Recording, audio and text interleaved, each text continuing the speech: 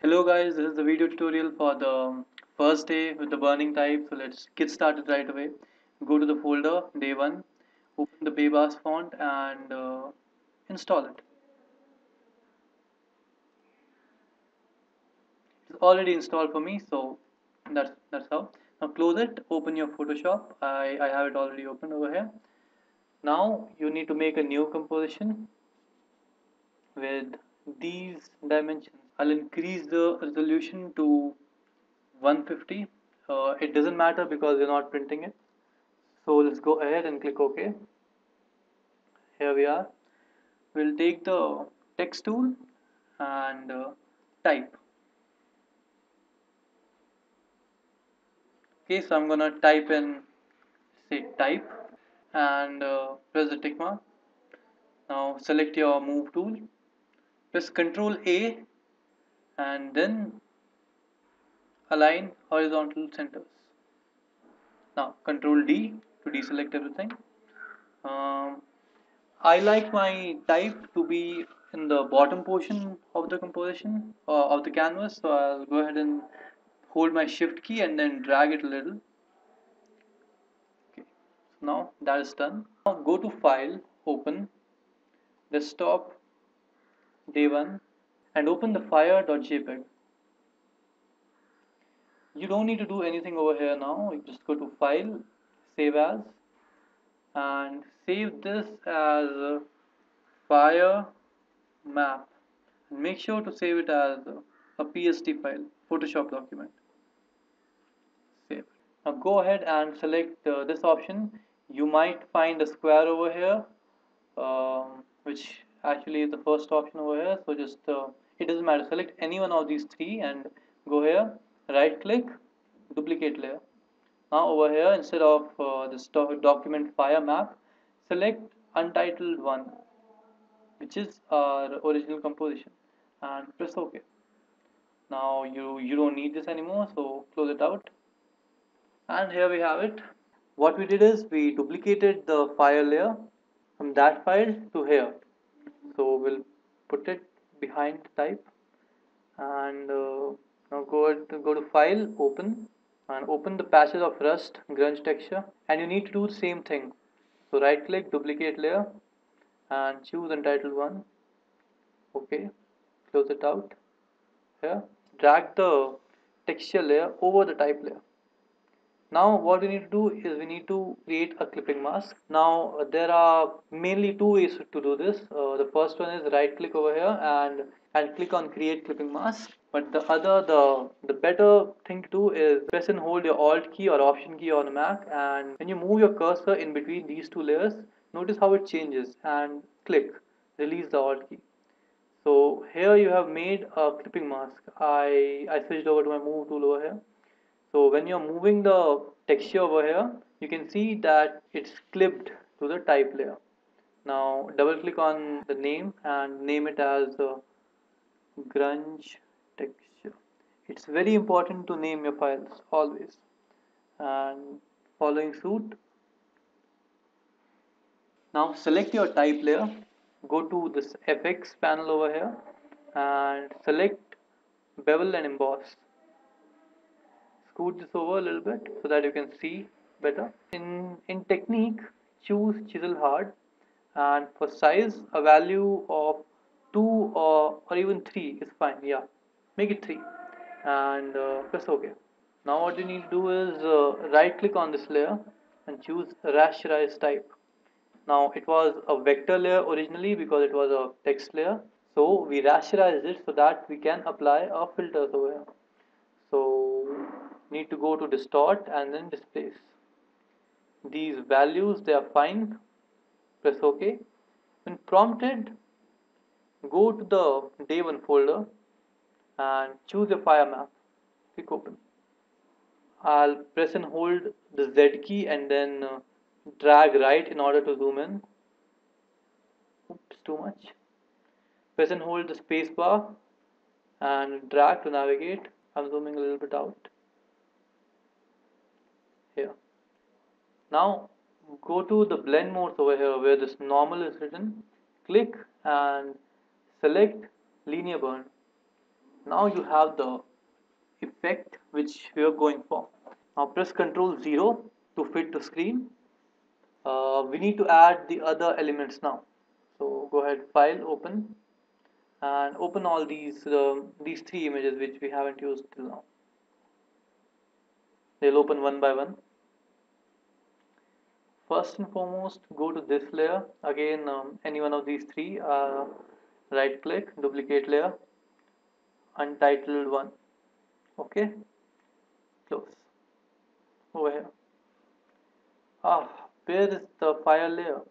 When you look over here in the layers panel, we see that it has been duplicated into our untitled composition as a clipping mask. So to get out of this situation, just click and drag it upwards, and you'll see this little line over here, like this line, and release. Okay. The fire image is too big, and that's why we cannot see it. And also the clipping mask still remains. So press and hold Alt and move your cursor between these two layers and click release Alt. Now Control minus to go out a couple of times. Press Control T. Okay, we need to go out further. Control minus again. Now we are free transforming now. Press Shift and Alt together, and then drag inside. Make sure that you are holding Shift and Alt keys when you are dragging in to maintain the proportionality. Now press enter or return on a Mac.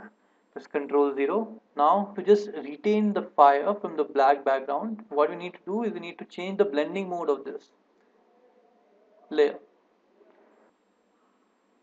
When you change the blending mode to screen, you'll notice that all the black stuff, that garbage has gone away, that original fire remains. You need to press Ctrl T again to transform this fire so that it fits our type better. In Ctrl minus to give us some perspective. I'm going to rotate this a little bit. Your job is to make sure that it seems as if this fire is burning this text over here. So you can adjust and readjust. If your text is bigger than 4 letters, like your name or a logo or anything, you can just duplicate this layer 2 to 3 times and place them side by side. But when you do that, make sure that you transform every layer, every file layer, in a slightly different way so that it doesn't seem that you just drag the same image, although that's what you've done. So just be a little clever about it. Okay, renaming to burning fire. Press enter to get out of here. Control 0, put it to screen. Now we need to bring these smoke layers inside. Again, same thing. Duplicate layer. Untitled one. Okay, close it out. Here, again, control minus, resize it. It's the same drill. You have to fit these individual elements into your composition so that everything makes sense. Now again, because this is against a white background, I think, yeah, multiply is going to work. I'm going to zoom in here to get a better look. I'm pressing the Z key and dragging right a little bit more.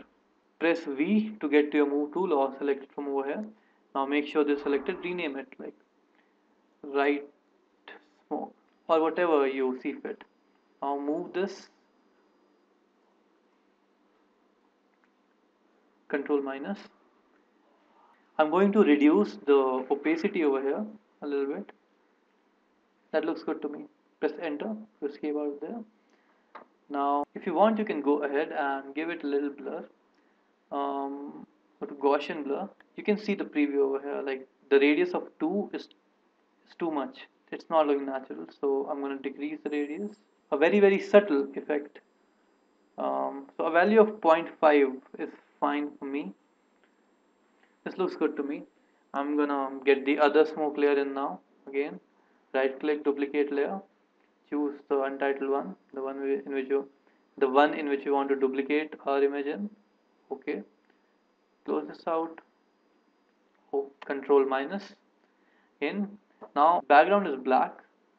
I'll try screen, but that leaves me with this white smoke, which I don't want.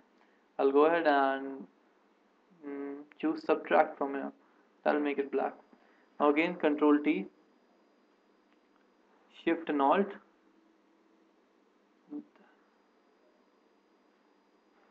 Enter, Control 0. It would look more natural if this smoke layer was inverted.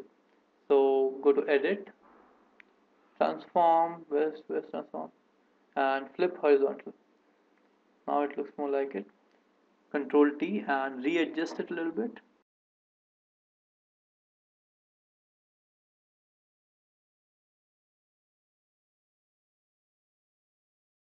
Okay. Press enter to accept changes. I'm going to name it left smoke. Yep. So I'll go ahead and reduce its opacity to around 80% also, and give it a Gaussian blur.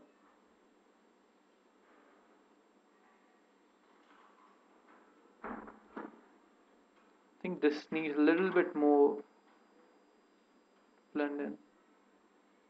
Yeah, that is, I think that is enough. Yeah, press OK. And we are mostly done. To make this effect a little more interesting is what you can do is you can create a new layer by pressing this little icon over here. Now double click on it, name it clouds, enter. Go to filter, render, where's render, and clouds. Oops, what happened? Control Z. This happened because the function clouds create clouds based on your foreground and background color. I need to press D in order to get my default background and foreground colors. Now I'm gonna go to filter, render, clouds here. Now just go to your blend modes and select overlay. Gives it an interesting contrasty feeling, like this is without the clouds layer and this is with the cloud layer. A little bit contrast, which makes it interesting. Now for the final touches of the image, go ahead and click on this option right here, new fill or adjustment layer. We're going to make an adjustment layer, black and white. Now when I was creating the workpiece for the first time, I experimented a little bit and came up with these values which work best for me. So I'll just tell them to you. It's minus 40 for red. For yellows, it's somewhere around 240, and the greens are somewhere along 150. Yeah. Now these values worked out for me. If you want, you can experiment with them and make the artwork your own. So go in. Now this looks like a mess, right? To fix it, just go and change the blend mode to hard light here. Now this looks too black and too messed up. We are not able to read the text over here properly. So to fix that, just reduce the opacity. It's a matter of taste, really. I like it to be a little dark, a little gothic.